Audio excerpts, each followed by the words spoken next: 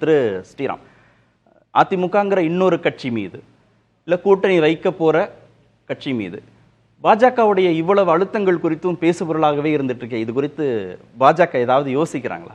இல்லை, முதல்ல அந்த ராமநாதபுரத்தில் நடந்த ஃபங்க்ஷனில் இவரை காணும் அவரை காணும்னு நம்ம சொல்லிட்டு இருக்கோமே, நம்ம மாநிலத்தின் முதல்வரை காணுமே. நம் தமிழ்நாட்டு மக்களுக்காக 8000 கோடியான ஒரு நலத்திட்டங்களை தர வந்த பிரதமரை ஒரு மாநில முதலமைச்சராக உங்களால் அங்கே இருந்து வரவேற்க முடியலன்னு சொன்னால், ஏன்னா பிற்காலத்தில் பிஜேபியை பற்றி எதுவும் பொய் சொல்ல முடியாதுன்ற ஒரு பயத்தில் வரலையோ என்னமோ தெரியல.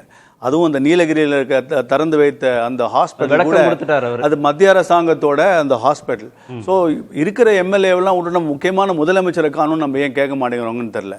அன்னைக்கு பேசிட்டு அது மேடையில் பேசினாலும் உண்மையை திருப்பி எவ்வளோ வாட்டி வேணா சொல்லலாம், அதுதான் உண்மை. இல்ல அதே மாதிரி ஸ்ரீரமையா கார்த்திகேயன் இன்னைக்கு தான் நேற்று முதலமைச்சர் பிரதம அமைச்சர் ஐயாவை போய் பார்க்கல, வரவேற்கல. இன்னைக்கு மாநிலத்தினுடைய மிக முக்கியமான அமைச்சர் நேரையா வீட்டுக்கு இன்னைக்கு நம்ம மோடி ஐயாவுடைய அமலாக்க பிரிவு எல்லாம் வந்துருச்சு வரிசையா. இன்னும் வீடு வீடா போய் கதவை தட்டி இதுதான் நெருக்கடி. இப்ப நீங்க மோடி ஐயாவை போய் சந்திக்கல, அரசாங்கத்தினுடைய அமைச்சர் வீடுகளுக்கு உறவினர் வீடுகளுக்கு உடனே உங்களுக்கு வேணுங்கிறத சந்தோஷமா செஞ்சா எல்லாம் நல்லா இருக்கும். நெருக்கடி உங்களுக்கு ஒரு நெருக்கடி, நீங்க செஞ்ச தப்ப ஒரு நெருக்கடி யாராவது வந்தா அது நெருக்கடி இல்ல, அதெல்லாம் ஊருக்கு தெரியும். பிரதமர் நிகழ்ச்சி அதெல்லாம் தெரியும், அமைச்சர்கள் அனுப்பி இருக்கிறேங்கிறத சொல்லிட்டாங்க. அது நேர்த்து அது விவாதிச்சு இல்ல, அது அமைச்சர்கள் அனுப்புறது வேறங்க. முதலமைச்சர் நிச்சயமாக இருந்தாங்க. கேசிஆர் இல்ல தெலுங்கானால கேசிஆர் அந்த மாதிரி வராம போனார். அதுக்கப்புறம் இப்ப வர வேண்டிய அவசியமே இல்லாம போச்சு. காலம் நிச்சயமாக பதில் சொல்லும், அதை பாத்துக்கலாம். அது பாத்துக்கலாம். சரி, அவருக்கான நேரம் தவறு சொல்லல. அதாவது கேசிஆர் முதலமைச்சர் பிரதம அமைச்சரை வரவேற்கிறதுக்காக தான் அவருடைய அன்பு மகள் கவிதாமா கொண்டுட்டு போய் டெல்லி திகார் சிறையில் வச்சீங்க. எங்க விட்டீங்க ஸ்ரீராமையா? தமிழ்நாட்டுல இருக்கிற அன்பு மகள் கூட கூட்டணியில் இருக்கும் போதே திகார் ஜெயில 1 வருஷம் இருந்தாங்க, மறந்துடுறீங்களா? தமிழ்நாட்டுல கூட தான் ஆட்சியில் இருக்கும் போது அன்பு மகள் 1.5 வருஷம் ஜெயில இருந்தாங்க, அதை மறந்துடுறீங்களா? சப்ஜெக்ட் வருவோம், நேரம் இல்ல. நான் திரு அக்னீஸ்வரனுக்கும் போகணும்.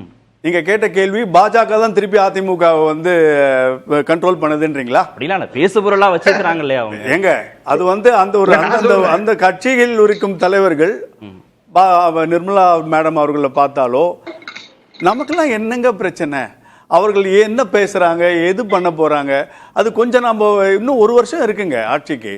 எனக்கு என்னுடைய திருப்பி இருக்கக்கூடிய ஒரே ஒரு கருத்து தான், திரு அண்ணாமலை அவர்களை ஒருவேளை திரு அண்ணாமலை அவர்கள் மாத்தினாங்கன்னா நிச்சயமாக பாஜக 2 முறை தலைவர்கள் இருக்கலாம்.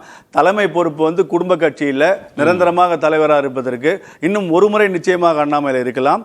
நிச்சயமாக இருப்பதற்கு தான் வாய்ப்பு அதிகம். நம்ம வேற யார் வேணா நம்ம பேசலாம். ஒருவேளை மாற்றப்பட்டால் என்னுடைய தனிப்பட்ட கருத்து ஆபரேஷன் சக்சஸ்ஃபுல்லாக இருக்கும், பேஷண்ட் டெட் ஆகிடும். ஸோ நிச்சயமாக வரும் 2026 தமிழ்நாட்டில் ஒரு முகம், இந்த திமுகவை நேரடியாக எதிர்க்கும் ஒரே முகம் அண்ணாமலை அண்ட் டீம் மட்டும்தான். ஸோ நிச்சயமாக அது தலைமைக்கு தெரியும். அவர்களுடைய ஒரு கணக்கு நிச்சயமாக நம்ம பொறுத்திருந்து பார்ப்போம். இங்க அதிமுகவின் கட்சியில் நிச்சயமாக மிக தலைவர்கள் இருக்காங்க.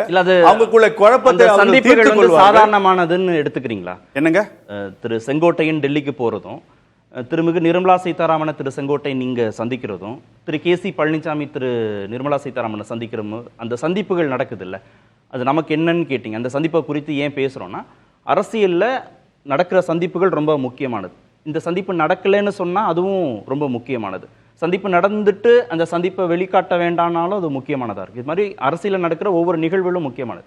அதிமுக இபிஎஸ் இடையே, அதிமுக பாஜக இடையேயான கூட்டணி பேச்சுவார்த்தை இந்த பக்கம் தொடக்க நிலையில் இருக்கிற போது இப்படி திரு செங்கோட்டையன் டெல்லி போறதும் இங்க சந்திக்கிறதும் முக்கியமா கவனிக்க வேண்டியதானே. அதுல என்ன ரோல் பிளே பண்ண பாஜக நினைக்குது? அதாவது இந்த மீட்டிங் எல்லாம் நிச்சயமாக ஏதோ ஒரு செய்தியை திரு செங்கோட்டையனோ மேடம் கிட்ட சொல்றாங்க, என்ன ஏது நமக்கு தெரியாது. ஆனால் திருப்பி சொல்லிடுறேன், ஆனால் ஒருபோதும் திரு எடப்பாடி அவர்களையோ அதிமுக அவர்களையோ பாதகம் விளைவிக்கும்படி நிச்சயமாக பாஜக செய்யாது.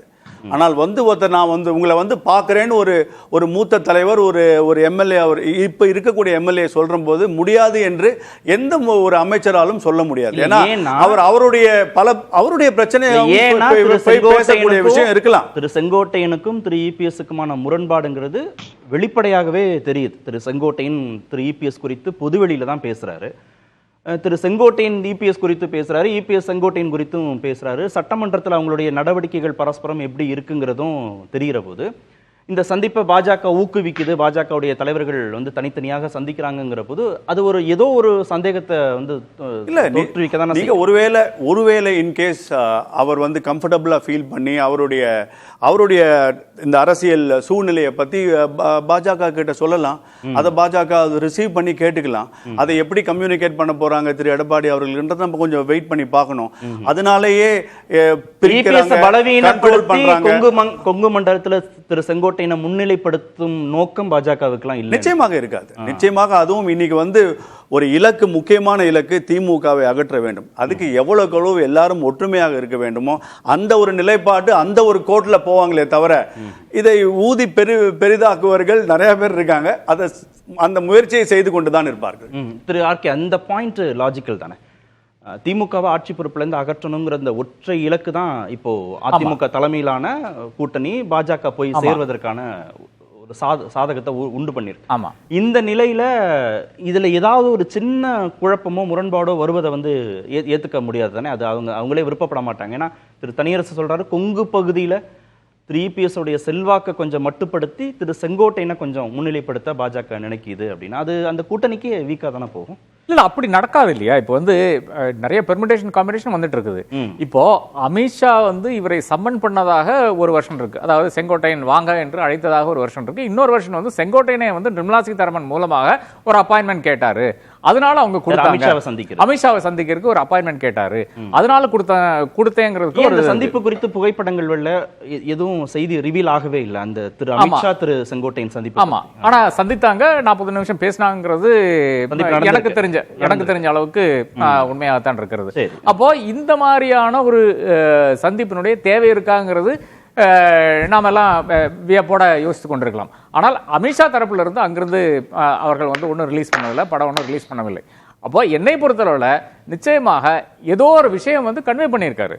இபிஎஸ் சந்திப்பு முடிஞ்ச ஒரு நொடிகள்ல 2026 தேசிய ஜனநாயக கூட்டணி ஆட்சின்னு ட்வீட் பண்றாரு திரு அமித்ஷா. 40 நிமிஷம் சந்திச்சு பேசியிருக்கதா சொல்றீங்க திரு அமித்ஷாவோட திரு செங்கோட்டையன். ஆனா ஒரு புகைப்படம் கூட வெளியே வரவே இல்லை. ஒரு கன்சர்ன் இருக்கா செங்கோட்டையன் கிட்ட திரு அமித்ஷாவுக்கு? இல்ல, நிச்சயமாக அதாவது பிரச்சனை இருக்குங்க. எடப்பாடிக்கும் செங்கோட்டையனுக்கும் பிரச்சனை இருக்கு. நமக்கு தெரியாத விஷயம், இந்த பஞ்சாயத்துல வந்து அமித்ஷா உள்ள வராரான்னு மட்டும் தான் நமக்கு தெரியல. இந்த பஞ்சாயத்தை முடிச்சு வைக்கிறதுக்கு தான் வந்தாரான்னு நமக்கு தெரியல. அதற்கு நீட்சியாகத்தான் இன்னைக்கு வந்து அசம்பிளியில் ஒரு விஷயம் நடக்கிறது. அதாவது செங்கோட்டையன் மட்டும் உட்கார்ந்து இருக்கிறாரு, பாக்கியெல்லாம் போயிடுறாங்க, அந்த பேட்ஜ் போடவில்லை. அப்ப இன்னும் அந்த முரண் நீடித்து கொண்டேதான் இருக்கிறது. அப்ப இதுக்கு ஒரு முடிவு கட்டித்தான் ஆக வேண்டும். ஒருவேளை இன்னொரு பி ஆப்ஷன் கூட வச்சுக்கலாமே. இப்போ சவுத்துல வந்து ஓபிஎஸ், சசிகலா, டிடிவியை வைத்துக்கொண்டு முக்குளத்தூர் வாக்களை வந்து கவர்ந்து விடலாம் என்ற ஒரு அடிப்படையில், அதாவது அதிமுக இன்று இருக்கின்ற இரட்டையில் இருக்கின்ற அதிமுகவுக்கு வந்து இவை வைத்து செய்து விடலாம். இந்த பக்கம் வந்து செங்கோட்டையன், வேலுமணி, தங்கமணி வைத்துக்கொண்டு செய்து விடலாம். அப்போ இவரை வந்து எடப்பாடியை வந்து தனித்து விட்டுறலாம் அப்படின்னு ஒரு ஆப்ஷன் கூட வைத்திருக்கலாம். டைம் இருக்குது. என்னை பொறுத்தளவு வந்து இப்பதான் அவங்க வந்து களத்துக்கே வந்திருக்காங்க. இதுவரை அண்ணாமலை சொன்னதை வந்து கேட்டுதான் அவங்க வந்து நடந்து கொண்டிருந்தார்கள். இப்ப அது கிடையாது. ஆபரேஷன் லாட்டஸ் வந்து தமிழ்நாட்டில் அரங்கேற ஆரம்பித்துள்ளது என்றதுதான் நான் அறிந்த ஒரு விஷயமா இருக்கிறது.